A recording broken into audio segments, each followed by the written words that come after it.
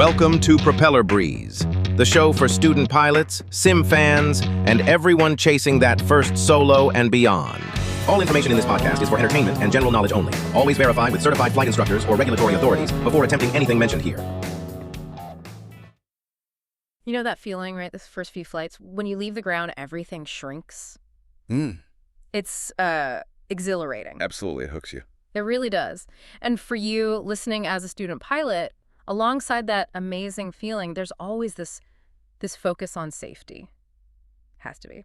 Right from day one. And a huge part of that early training, is about understanding stalls and, more importantly, avoiding them. Yeah, the theory, the procedures. Exactly. We learn the theory. We memorize specific numbers, the airspeeds you need to watch out for. We rely on those. We do. They feel concrete. But what if those numbers sometimes aren't telling you the whole story? What if they can actually be a bit misleading? That's a really important question to ask. Because there's this pretty sobering statistic out there. It comes from the FAA and also the GAJSC, that's the General Aviation Joint Steering Committee. Yeah, another one.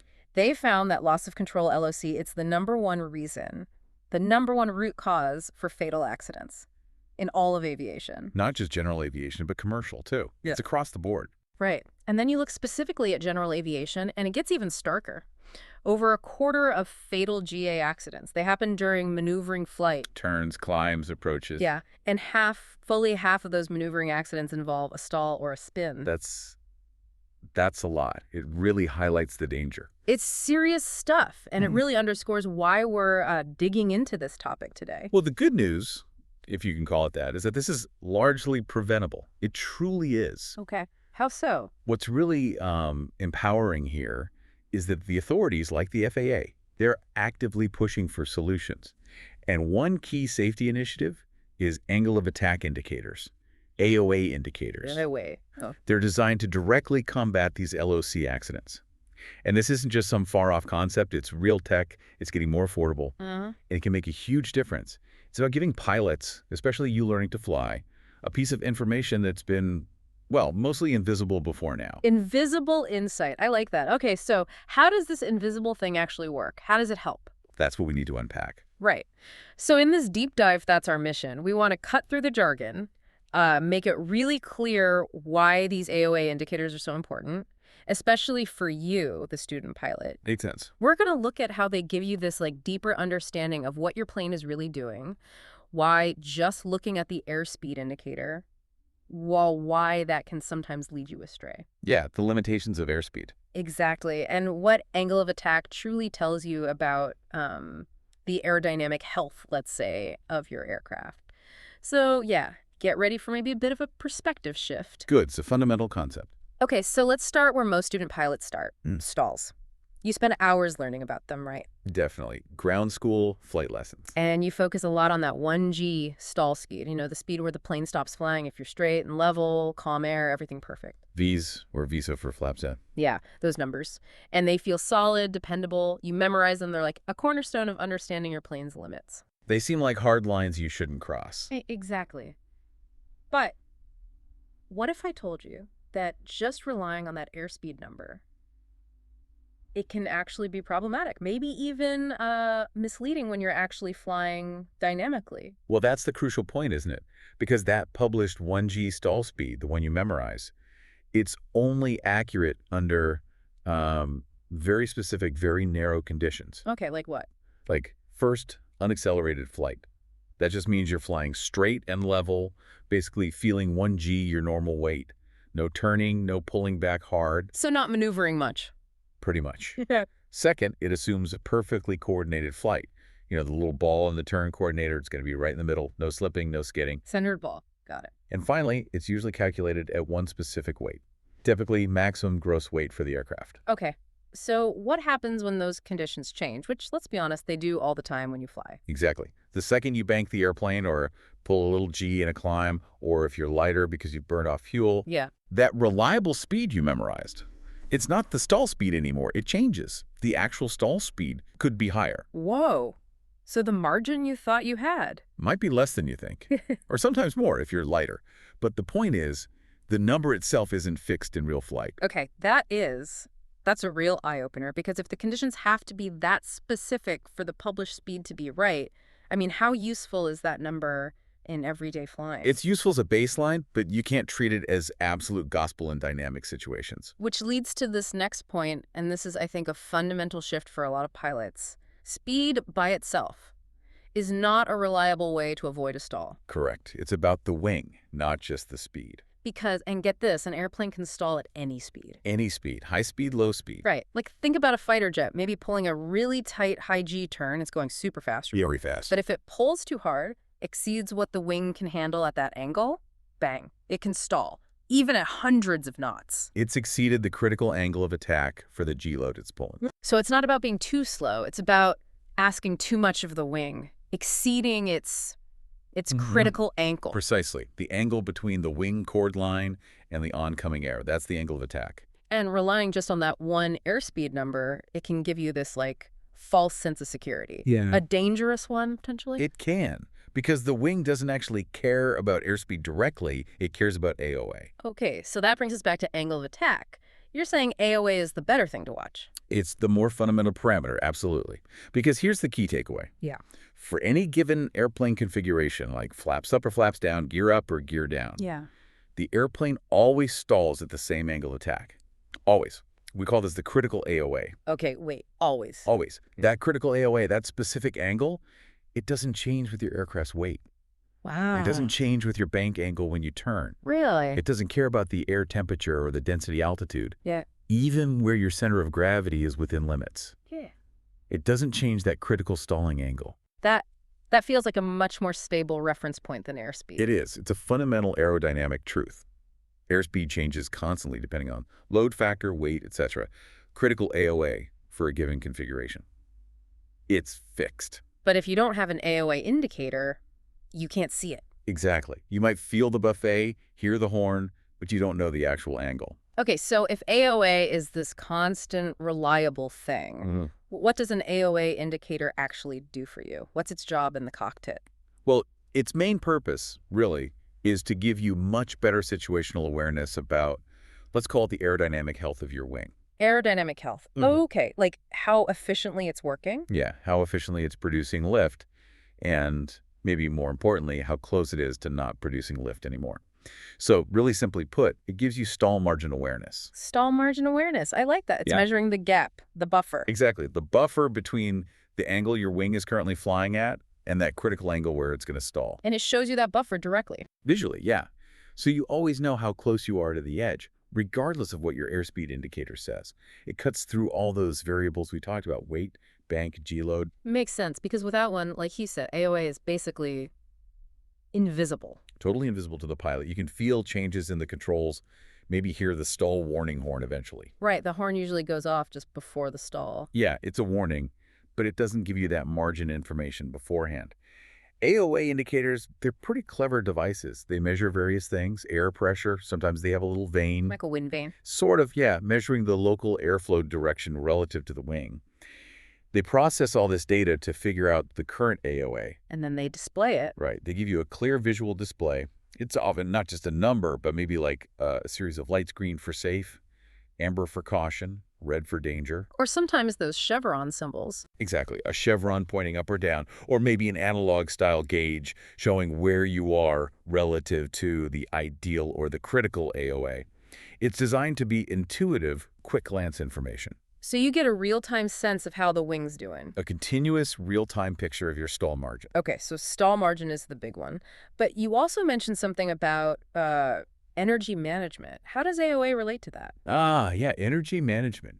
Think of it as the overall state of your aircraft's energy, its potential energy, which is altitude, and its kinetic energy, which is airspeed. Okay. Plus the forces acting on it, thrust from the engine, drag from the airframe. Managing energy is about balancing all these things efficiently. Right, like trading altitude for airspeed or using thrust to climb. Exactly. And AOA indicators can help visualize how efficiently your wing is operating within that energy balance. There's often an AOA for best lift-to-drag ratio, LD max. The most efficient angle. Right. Flying at that angle gives you the best endurance or range for a given power setting. Some AOA systems will actually show you when you're right on that optimal angle. So it's like a real-time fuel efficiency gauge almost, but for the wing itself. That's a good way to think about it. It helps you fine-tune your flight for best performance, best climb rate, best glide, optimal cruise, precise approach speed. Okay, so the benefits are stacking up here. Better stall awareness, potentially better performance. Which raises the obvious question. What does all this increased awareness really give you, the pilot, at the end of the day? Yeah, what's the payoff? Well, first and foremost, the more efficiently your wing operates, the bigger that safety buffer, that stall margin, becomes. Okay. And having that direct, real-time info, that is absolutely crucial for preventing those loss of control accidents we talked about earlier, the ones that often start with a stall or a spin. So direct safety benefit, number one. Absolutely number one. But it doesn't stop there. Greater aerodynamic efficiency also means you're using less energy to fly. Right, the wing is working smarter, not harder. Exactly. And that translates directly into practical stuff like fuel savings. Using less fuel means lower operating costs. Which everyone likes. For sure. Over hundreds of hours, that can really add up. It means more flying for your money, or just saving money, period. So yeah, it's genuinely a win for safety and a win for efficiency. It sounds incredibly useful, almost essential once you understand it, but, putting new tech in the cockpit, there's always a learning curve. Oh, absolutely. Like any new system you add, AOA indicators need proper training. You can't just bolt it on and expect miracles. So for you listening, student pilot, or maybe even an instructor thinking about this, it's not just about installing the gadget. Not at all. It's about understanding what it's telling you, how to interpret the display, what its limitations are, and crucially, how to integrate that information into your scan, into your decision-making. It needs a bit of a shift in how you think about managing the flight, doesn't it? Moving beyond just airspeed. It does. And that training is key. Ideally, you want a comprehensive understanding of AOA principles in general. The theory behind it. Right. And then you need to know the specific way your installed indicator works its display, its features, and importantly, its limitations. Limitations. We should definitely talk about those. We should. But on the training front, instructors, both ground and flight instructors, really ought to get specific training on AOA indicators before they start teaching students about them. Train the trainer, basically. Exactly. Yeah. And ideally, pilot schools should be incorporating AOA training into their standard syllabus, even if their trainers don't have the indicators installed yet. Why even if they don't have them? Because the understanding of angle of attack as a concept is valuable regardless. It makes you a better pilot, makes you understand stalls better, even if you don't have the gauge right there. The gauge just makes it visible. That makes sense. Build the foundational knowledge first. Precisely. Okay, and for people who are interested in installing one, maybe in their own plane or a club plane, is it a complicated process, expensive? Well, it used to be potentially more complex, but the FAA actually helped out quite a bit back in February 2014.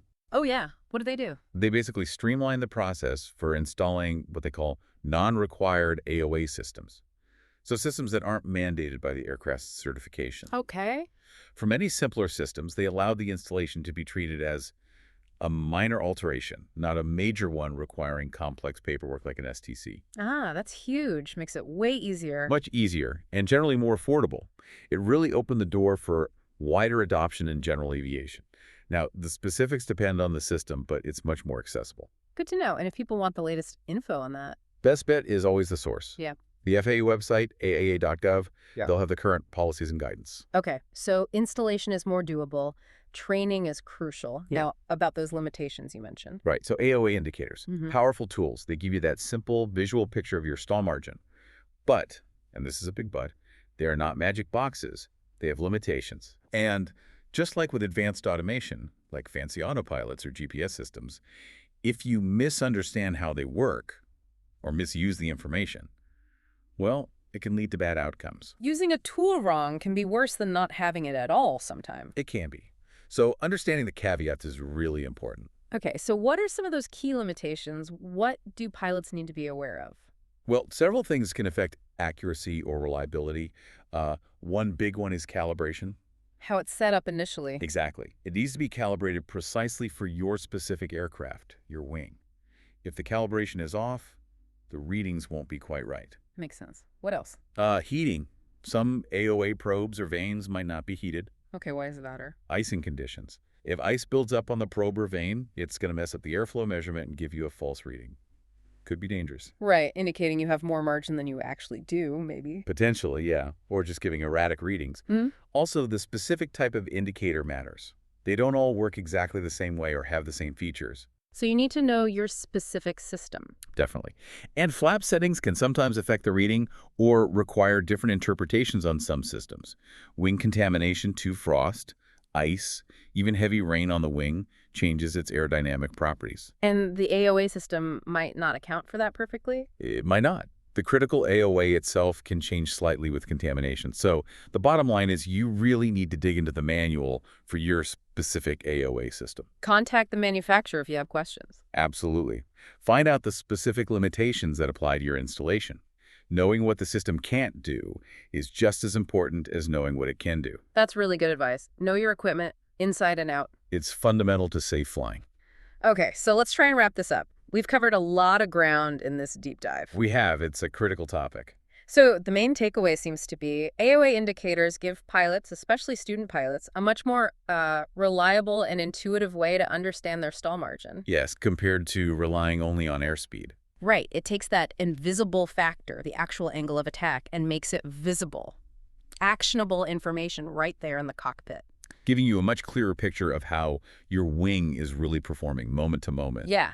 It gets you closer to the aerodynamic reality. And, knowledge is great, but it's most valuable when you really understand it and apply it. True. By getting your head around angle of attack, you're not just learning about a new gauge.